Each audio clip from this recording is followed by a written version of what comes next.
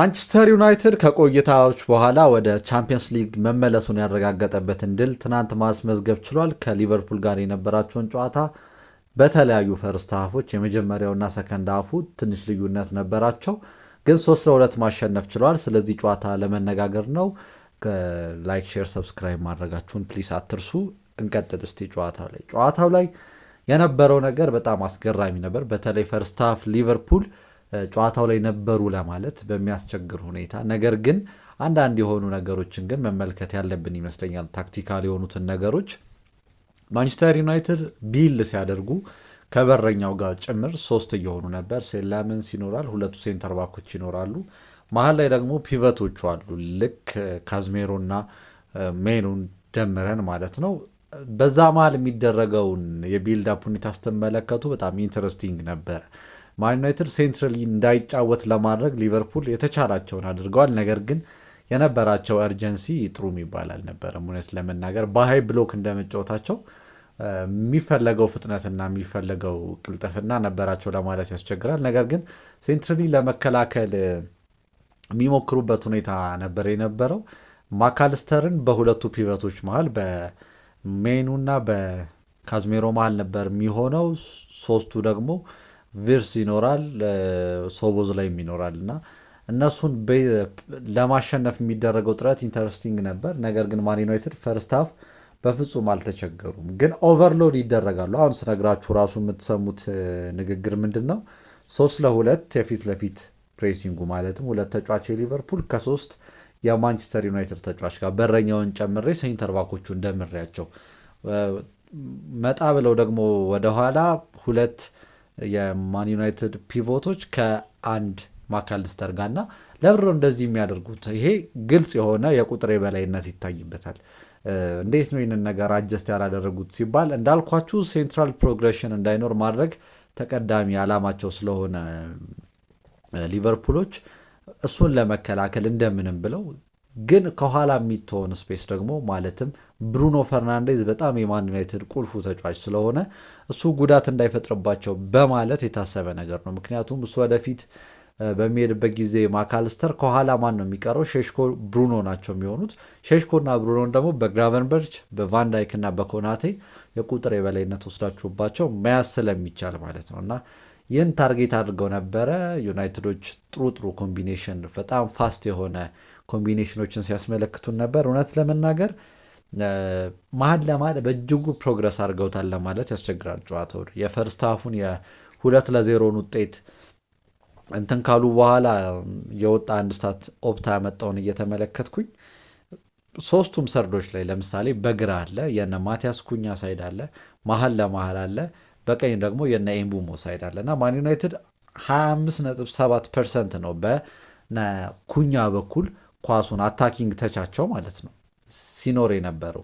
ማን ዩናይትድ ደግሞ መሀል ለመሀል ወይም ደግሞ ይሄ ሚድል ሰርድ የሚባለው የለም 17.6% ነበረ እና ይሄ በጣም የወረደ ቁጥር ነው በማጥቃት ደረጃ ስትመለከቱት። መሀል ለመሀል በክንፍ በቀኝ ክንፍ ኤምቡሞ በነበረበት ሳይድ ግን 56.7% ነበር እና እንደምትመለከቱት ሊቨርፑል ውጤቱን ማስቆም ባይችሉም ግን በተወሰነ መልኩ ግን ይህንን ነገር ለመገደብ የሞከሩ ይመስላል፣ ዋይድ ኤሪያውን እንዲጠቀሙ ለማድረግ ማለት ነው። ማንቸስተር ዩናይትድም አውት ኦፍ ፖሴሽን ኮንሰርን የለበትም ማለት ግን አይቻልም።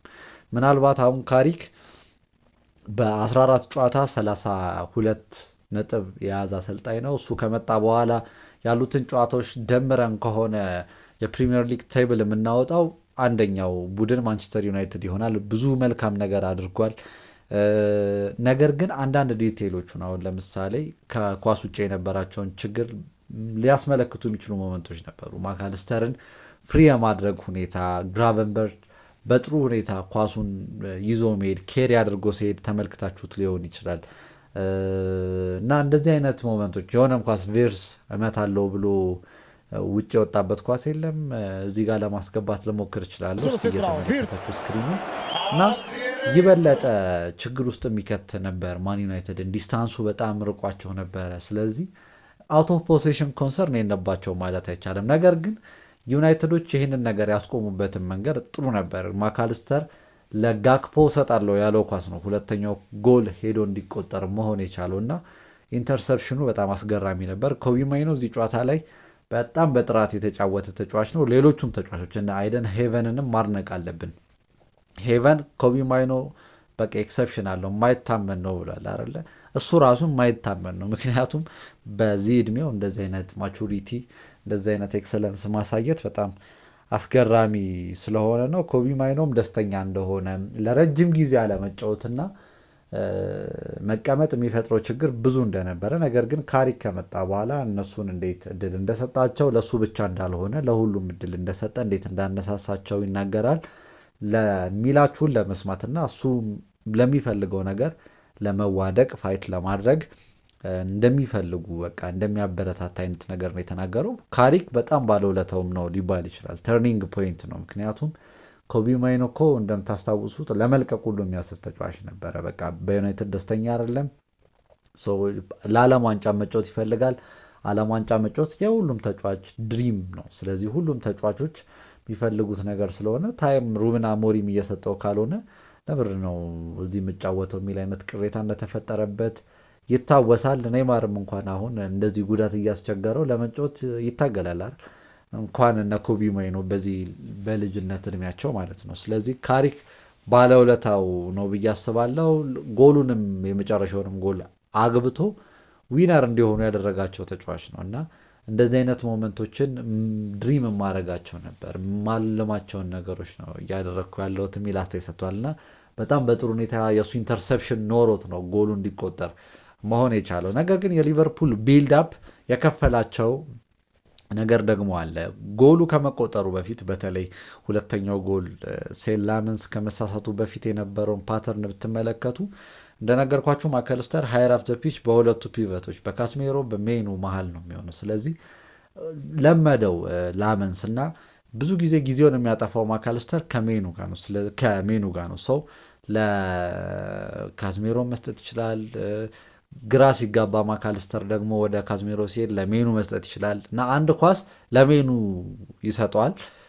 እሱ ኳስ ይሄዳል። ነገር ግን ቶሎ ብለው እነ ማካልስተር ለመቀበል ይሞክራሉ። ከዛ በኋላ የሚገርማችሁ ጎሉ ነው በዛ ሴኩዌንስ መገኘት የቻለው። እንደገና ቢል ለማድረግ ሲሞክሩ ሴን ላመንስ በቃ አሁን ሴንትራሊ መጮት እንደሚችል ራሱን እያሳመነ ወደ ኮቢ ማይኖ የመሄድ ነገር እንዳለው ማካልስተር እየተረዳ የመጣበት ሁኔታ ነበር የነበረው። ነገር ግን ማካልስተር ሽፍት አደረገና ኳሱን ለመቀማት ሞከረ ማለት ነው። ከሜኑ ወደ ካዝሜሮ ጃምፕ አደረገ። በጥሩ ሁኔታ ጎሉ መቆጠር ቻለ እና ሊቨርፑሎች እንደውም አስፈሪ የመሆን ነገር ከዛ በኋላ ወደ ጎል የመድረስ ነገር ነበራቸው። ነገር ግን ማን ዩናይትድ እንደዛም ሆኖ ሃንድል ሊያደርጉት የሚችሉት ሲቹዌሽን እንደሆነ ትገምታላችሁ። በተለይ እንደዚህ ክሊኒካል የሚባሉት አጥቂዎች የሉም። እኔ አርነ ስሎት በአንድ በኩል ዲስአድቫንቴጃቸው እነዚህን ተጫዋቾች የነበራቸውን ሳይኒንግ በሙሉ አቅም ተጠቅመውታል ማለት ያስቸግራል። ጉዳት አለ። ቲም ደግሞ ሲንክሮናይዝ እስኪሆን ድረስ የሚፈልገው ጊዜ አለ። ብዙ ለውጦች አሏቸው። ስለዚህ እድለኛ ሲዝን አይደለም። የእሳቸውም ችግር ቢኖርበት ግን ቲሙን እንደ ቲም ፎርም ለማድረግ ጊዜውን በቂ አልነበረም። እውነት ለመናገር ከጉዳትም ጋር ከምንም ጋር ተያይዞ ማለት ነው። በጥሩ ሁኔታ ላለመጫወታቸው ምክንያት ይሆናል። የነ ፍሪምፖንግ ምንድን ነው ዴሊቨሪ ጥሩ ነበር ለማለት ያስቸግረኛል በግሌ። እንደውም ሪዮ ከገባ በኋላ ጥሩ ፖዚቲቭ የሆኑ ነገሮችን ከክንፍ ለመመልከት ችለናል። እንደውም ጥሩ ተስፈኛ መሆኑን ያስመለከተ ተጫዋች ነው ከዚህም በፊት ሲያደርገው የቆየ ስለሆነ እና ያንን ነገር በቃ ማጣታቸው የምንመለከተው ነገር ይቀጥላሉ አይቀጥሉም አሁን ለመወሰን በጣም አስቸጋሪ የሚሆን ነገር ነው። ምክንያቱም እሳቸውን አትቀጥሉም ለማለት እና አዲስ አሰልጣኝ ለማምጣት ጊዜው ጥሩ ነው ወይ የሚለው አንድ ምክንያት ይችላል። ምክንያቱም እሳቸውን ፉሊ አቅማቸውን አውጥተው ሊያሳዩበት የሚችለው ሲዝን ይሄኛው ላይሆን እንደሚችል እና ቀጣዩ ሲዝን የበለጠ ፕሮሚሲንግ ሊሆን እንደሚችል ልንመለከት እንችላለን። ምክንያቱም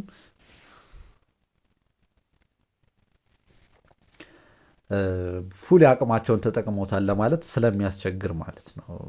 ማለት ያሉትን ተጫዋቾች አሰባስቡ ጉዳት እንኳን ባያጠቃቸው አንዳንዴ ቡድን ሲንክሮናይዝ ላይሆን ይችላል፣ የሆነ ጊዜ ሊፈልግ ይችላል። ስለዚህ ያንን እድል ለመስጠት ሰከንድ ሲዝን ሊፈልጉ ይችላሉ። የመጀመሪያውን በዋንጫ የተጠናቀቀ ነው። አሁን ብዙ ተጫዋቾች የመጡበት ስለሆነ አዲስ አሰልጣኝ ማምጣት ሊኖርባቸው ሊያስቡ ይችላሉ። ነገር ግን ካሉት ተጫዋቾችም ጋር በስታይል የማይስማማ አሰልጣኝ ሊሆን ይችላል እና ያሉትን ተጫዋቾች ደግሞ ከማባረር ከምናምን ጋር ሲገናኝ ሌላ ሪፋይን ማድረግ ምናምን ሂደት ውስጥ መግባት ደግሞ ሌላ ኮላፕስ ሊፈጥር ይችላል እና እንደገና ከስክራች መጀመር ችግር ሊሆን ይችላል። እንዴት እንደሚያደርጉ እነሱ እንግዲህ የሚያስቡበት ነገር ይሆናል። ግን አንድ ሲዝን ሜቢ ሊኖራቸው እንደሚችል እንዲሁ ሊገመት ይችላል። ምክንያቱም ትናንት ቢሸነፉም አስቶን ቪላም ተሸንፏል እና የቻምፒየንስ ሊግ ነገር የሚያሰጋቸው አይደለም። አሁን 6 ነጥብ ይርቃሉ እስከ 5 ያሉት ስለሚሳተፉ ማለት ነው ቻምፒየንስ ሊግ። 3 ጨዋታ ነው የቀረው። ከ3ቱ ጨዋታ ማግኘት ከሚገባቸው 9 6 ይጥላሉ ተብሎ አይታሰብም እና ገብተዋል ተብሎ ይታሰብ ይችላል። ማቴማቲክሊ በጣም እነሱን ፌቨር የሚያደርግ ነገር ስለሆነ ያለው በአጠቃላይ ሊቨርፑል መሸነፋቸው አይገባቸውም የምትሉት አይደለም። በፖሴሽን ሊቨርፑል የተሻሉ ነው። 62.8%፣ ማን ዩናይትድ 37.2% ነው። ሾት 18 ዩናይትድ ነው፣ 13 ሊቨርፑል። ኦን ታርጌት 5 ሊቨርፑል ሞክሯል፣ 6 ማን ዩናይትድ ነው እና ብዙ የተራራቀ አይደለም። እንደውም ኮንትሮል የሚለውን ቃልኛ ዲፋይን ስናደረግ ብዙ ፕሮሰስ በማድረግ ስለሚመስለን ነው እንጂ ዩናይትድ የተሻለው ቡድን ሆኖ ማሸነፉ የሚገባው ነገር ይመስለኛል። ካሪክ ከመጣ በኋላ እነዚህ ሶኮልድ የሚባሉት ይሄ ቢግ ሲክስ የሚባሉት የሉም እነሱን ያሸነፈ ይመስለኛል።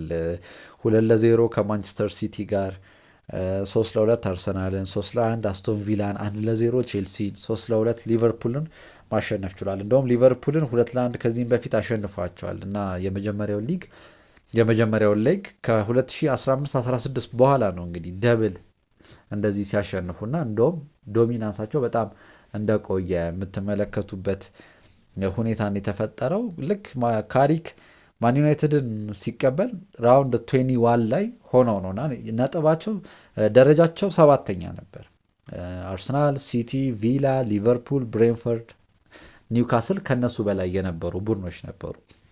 ከዛ በኋላ ነው ከ22ኛ ሳምንት ልክ ማንቸስተር ሲቲን ካሸነፉበት ጨዋታ ጀምሮ እንግዲህ እስካሁን 32 ነጥብ መሰብሰብ ችሏል በ14 ጨዋታ እና ይሄ በጣም ትልቅ ነገር ነው። ካሉትም የሚበልጠው ነጥብ ነው። ስለዚህ ካሪክን የበለጠ ልናደንቅ የሚገባን ይመስለኛል። ግን አንዳንድ ዲቴይሎች እንደነገርኳችሁ ቋሚ ቢሆን አሁን ያለበትን እንትን ሰስቴን አሁን ዩናይትድ ቻምፒየንስ ሊግ መግባት ነው በቃ የዚህ ዓመት ትልቁ ዓላማ እንዲገቡ አድርጓል። የቀጣይ ዓመት ዓላማቸው ግን ቻምፒየንስ ሊግ መሳተፍ አይደለም፣ ለዋንጫው ኮንቴንደር መሆን ነው እና ካሪክ ያ ፖቴንሻል አለው ወይ ማየት ሊጠበቅብን ይችላል። አሁን እሱ የሚጠቀምባቸውን ሜትዶች ቀጣይ ዓመት በምን አይነት ሁኔታ ደግሞ አሻሽሏቸው እንደሚመጣ ለመመልከት ማለት ነው። ስናሸንፍ በአንዱ መንገድ እናሸንፋለን፣ አንዳንዴ ደግሞ በሌላው መንገድ እናሸንፋለን ብሏል አስተያየቱ ላይ እና ወጥ የሆነ ማን ዩናይትድን ደግሞ ከችግሮች አራቀ ሪስክ ሚኒማይዝ አድርጎ ወይ ደግሞ ቻምፒየንስ ሊግን ሴኪር ለማድረግ ብቻ ሳይሆን ትልቅ ቡድን ስለሆነ ማለት ነው ዋንጫ